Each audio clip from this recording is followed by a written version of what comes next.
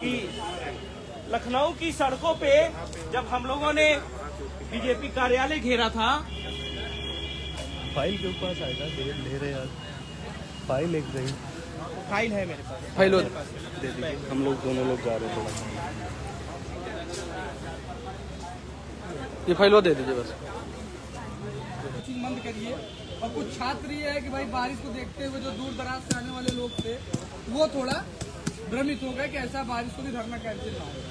इन चीजों को देखते हुए क्या किया गया, थोड़ा सा लेट धरना, एक दिन का धरना अनवरत है। अब सोचिए कि प्रशासन जो है छात्रों से ज्यादा है, सोचिए कि प्रशासन ही आप सबकी संख्या के बराबर है, आपसे ज्यादा की संख्या में खड़ी है। तो क्यों? क्योंकि प्रभाव है धरने का ना।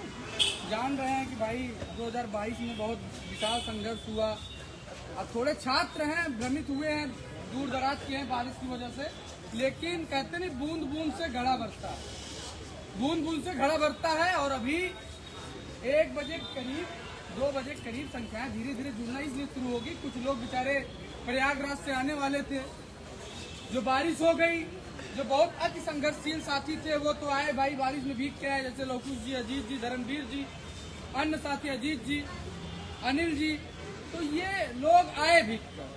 जो अन्य लोग थे वो सोचे कि ऐसा है कि दोपहर वाली ट्रेन से निकलेंगे, तो वो दोपहर की ट्रेन से आए। कहते ना कि सुबह की नींद सबसे बढ़िया होती है। क्या करे, 5 साल से सरकार सोई हुई है, तो वो भी सो गए 5 बजे, सोचे कि एक बार दोपहर वाली ट्रेन पकड़ लेंगे। इस वजह से वो अभी दोपहर वाले में ट्रेन में आएंगे। तो धरना अनवरत है, रात दिन चलेगा, सुबह शाम चलेगा।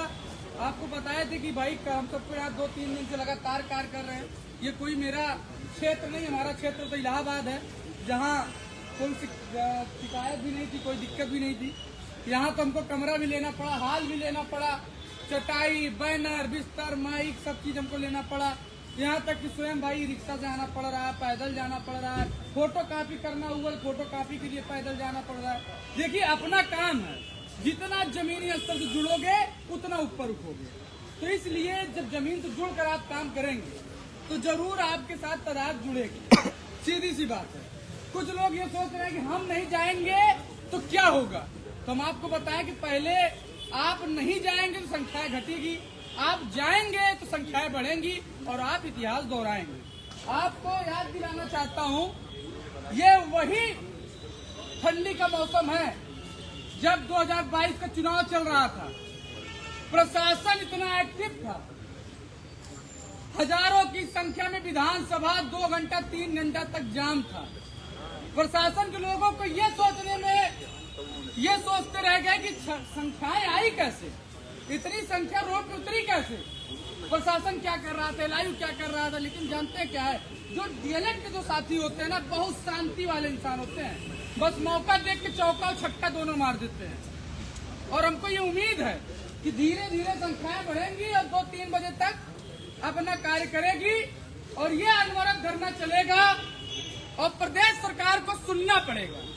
और जो यहाँ अभी नए महानिदेशिका जी बैठी हुई है और इससे पहले जो हमारे विजय किरण आनंद जी थे, जिन्होंने हमारे ऊपर मुकदमा करा दिया, इसलिए मुकदमा कराए कि भाई मैं सरकार से नई प्राथमिक शिक्षक भर्ती मांग रहा था।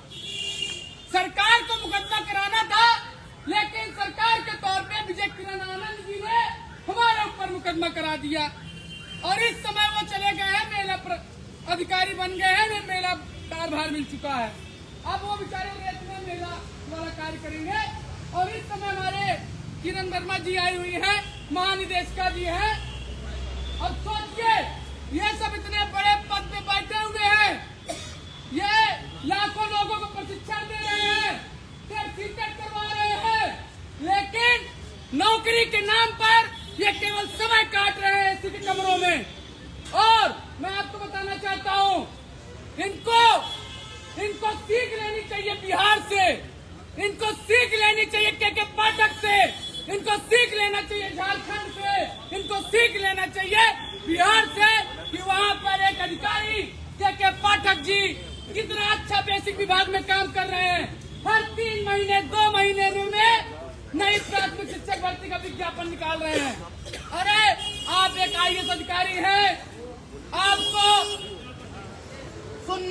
हम सबकी पीड़ा को, हम सबकी मांग को पूरा करना चाहिए, न कि हम सबकी मांगों को दबाने का काम करना चाहिए। बताइए, हमारी बात को, हमारी मांगों को ये सरकार तक नहीं पहुंचाते हैं, ये हमारी मांगों को सरकार तक नहीं पहुंचाते हैं, बल्कि सरकार तक पहुंचाने से रोकने के लिए मुकदमा करवाते हैं। बताइए, ये क्या गलत है कि सही है? तो सोचिए, किस तरीके से उत्तर प्रदेश सरकार में हमारे ऐसे बेसिक के आला अधिकारी है, ऐसे महानिदेशक है, ऐसे बेसिक सचिव है, इनके पास हर जिले से रिक्त पदों का डाटा है। कहाँ डाटा नहीं खाली है? बताइए, किस जिले में रिक्त पद नहीं है? मैं यहाँ पूछना चाहता हूँ, यहाँ प्रशासन के लोग भी हैं, किनके घर में बीएड बीटीसी डीएलएड के घर के लड़के नहीं होंगे? किनके घर में बीएड बीटीसी किया हुआ छात्र नहीं होगा? किनके घर में रिश्तेदार में बेसिक के पास छात्र नहीं होगा? सबके घर में, चाहे इंस्पेक्टर हो, सी हो, दरोगा हो, कहते हैं एक अध्यापक देश का निर्माण करता होता है, एक अध्यापक देश को सृजित करता है, एक अध्यापक देश की ऊंचाइयों को उठाता है। आज उसी श्रेणी में आने वाले डीएलएड बीटीसी छात्रों को नौकरी नहीं दी जा रही है। आपको बताना चाहता हूं साथियों, यूनेस्को एक संस्था जो चैरिटेबल है, जो एजुकेशन के तहत उन्होंने बताया कि 2,26,000 पद उत्तर प्रदेश में प्राइमरी पद में रिक्त है, और आरटीआई के थ्रू इन्होंने बताया कि 1.5 लाख से पद ज्यादा रिक्त है। अभी राज्यसभा में शिक्षा मंत्रालय में जब यही सवाल पूछा गया कि कितने पद रिक्त खाली है, तो आपको बताना चाहता हूँ 1,28,000 कितने पद खाली थे लोग उस समय? कितने पद थे उस समय? 1,26,028 पद रिक्त थे। तो आप सोच सकते हैं कि राज्यसभा में शिक्षा मंत्रालय डाटा देता है, राज्यसभा में दिया, बेसिक विभाग ने दिया, जिले के बीएससी अधिकारी ने बताया कि उत्तर प्रदेश में लाखों पद रिक्त है, लेकिन हमारे महानिदेशक साहब जो है उन्होंने कहा कि आपको जरूरी नहीं है कि टेट सीटेट पास हो के तो आपको नौकरी दे।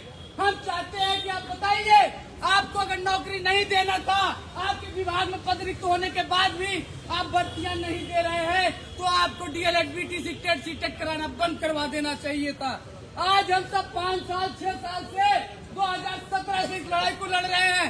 माननीय योगी जी हर विभाग में भर्तियां दे रहे हैं, लेकिन बेसिक विभाग के साथ अन्याय क्यों हो रहा है? ये सवाल का जवाब हम आज 6 साल से मांगने का प्रयास कर रहे हैं, लेकिन हमारे बेसिक के जो आला अधिकारी है, जो महानिदेशक जी साहब है, इन्होंने आज तक हमारी मांगों को सरकार तक नहीं पहुंचाया। जब यही बात लेकर हम मौजूदा उस समय के शिक्षा मंत्री सतीश चंद्र द्विवेदी जी थे, उनसे मांग रखी गई, काफी उनसे बातचीत हुआ, तो उन्होंने कहा कि 17,000 लिखित भर्ती का आश्वासन हम दे रहे हैं। उन्होंने 17,000 भर्ती के विज्ञापन के लिए लिखित आदेश दिया। उन्होंने कहा कि हम आपको 17,000 भर्ती का विज्ञापन दे रहे हैं, लेकिन चुनाव के बाद उससे बेसिक विभाग ने कोई काम नहीं किया, उसमें कोई कार्य नहीं किया गया, फिर से लाखों प्रशिक्षितों को ठगने का प्रयास बेसिक विभाग ने किया है। यही सवाल जब मैं लोगों के बीच में लेके जाता हूँ, यही सच्चाई जब मैं बताता हूँ, तो बेसिक विभाग के द्वारा मेरे ऊपर एफआईआर दर्ज करवा दी जाती है, मेरे ऊपर ये चीजें फैलाने का आरोप लगाया जाता है कि बेसिक विभाग को की बदनामी कर रहा है, बेसिक विभाग को बदनाम कर रहा है। तो आप बताइए, जब एक मैं लिखित रूप से सारी चीजें बेसिक के डाटा के साथ में धरना दे रहा हूँ, सारी चीज में प्रमाण दे रहा हूँ, तो रिक्त पदों का डाटा बेसिक विभाग क्यों नहीं दे रहा है? इस चीज के लिए आप सबको साथ आना पड़ेगा, आपको घर से निकलना पड़ेगा, आपको रोड पे आना पड़ेगा, आपको लड़ना पड़ेगा, अपना अधिकार छीनना पड़ेगा, और इस निकम्मे बेसिक विभाग के आला अधिकारियों को जगाना होगा कि आपको बेसिक विभाग ने सरकार रखा है, आपको वेतन दे रही है, आपको समय से पैसा मिल रहा है, तो आप इस तरीके से क्यों कर रहे हैं? आपके पास जब रिक्त पद खाली है, तो आप नौकरी क्यों नहीं दे रहे हैं? आप हमारी बात माननीय मुख्यमंत्री योगी जी तक बात क्यों नहीं पहुंचा रहे हैं? तो साथियों, मेरा उद्देश्य ये था कि मैं ज्यादा आप सबको भाषण न दूं, ज्यादा चीजों को न बताऊं, क्योंकि मैं चाहता हूँ ये अनवरत धरना चलेगा। अपनी ताकत को बचा के रखना होगा, इस बेसिक विभाग तक बात पहुंचाना होगा। मैं चाहूंगा कि जितने भी यहाँ संघर्षशील साथी उपस्थित हैं उनके लिए एक बार जोरदार तालियां हो जाएं।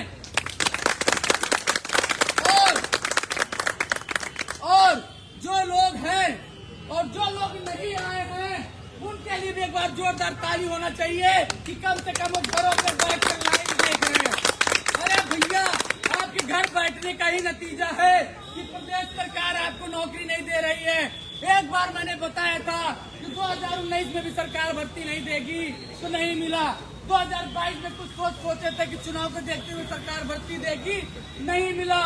और मैं फिर बोल रहा हूँ कि 2024 में भी अगर आप नहीं जागे, आप नहीं बोले, आप नहीं लड़े, तो आपको सरकार नौकरी नहीं देगी। इसी कड़ी में मैं चाहता हूँ कि यहाँ बहुत सारे हमारे साथी हैं, वो सभी एक एक लोग अपनी बातों को रखेंगे और धरने के संचालन करेंगे। इसी कड़ी में बहुत सारे लोग धरने में शामिल होंगे, बहुत लोग एकजुट होंगे। अगर धरने का क्रम इसी तरीके चलता रहेगा, मुझे अनुमान है, मुझे पता है, मुझे भरोसा है, ये संख्या धीरे धीरे बढ़ने वाली है। मौसम ने भी कहते नहीं इतिहास रहा है प्रयागराज की धरती हो या लखनऊ की धरती हो, हमेशा बेसिक विभाग में जब भी धरना करने आए हैं और बारिश हुई है तो धरना सफल हुआ है। और आज फिर मैं बोल रहा हूँ, ये बारिश का समय है और जब जब धरना दिया गया है, अनवरत धरना हुआ है। जिस प्रकार से आपको पता होगा, हाल ही में 2 अक्टूबर को प्रयागराज में धरना रखा गया, बारिश हो गई। 2022 में वहाँ धरना रखा गया, बारिश हो गई, लेकिन संख्या बहुत तेजी से बढ़ी। इतनी तेजी से बढ़ी कि बारिश हो रही थी, छात्र विधानसभा के सामने अपने डट करके संघर्ष करते हुए वहाँ खड़े थे। तो मैं चाहता हूँ उसी कड़ी में एक एक लोग धरने का संचालन करें, जिससे संख्याएं बढ़ती रहे। आवाज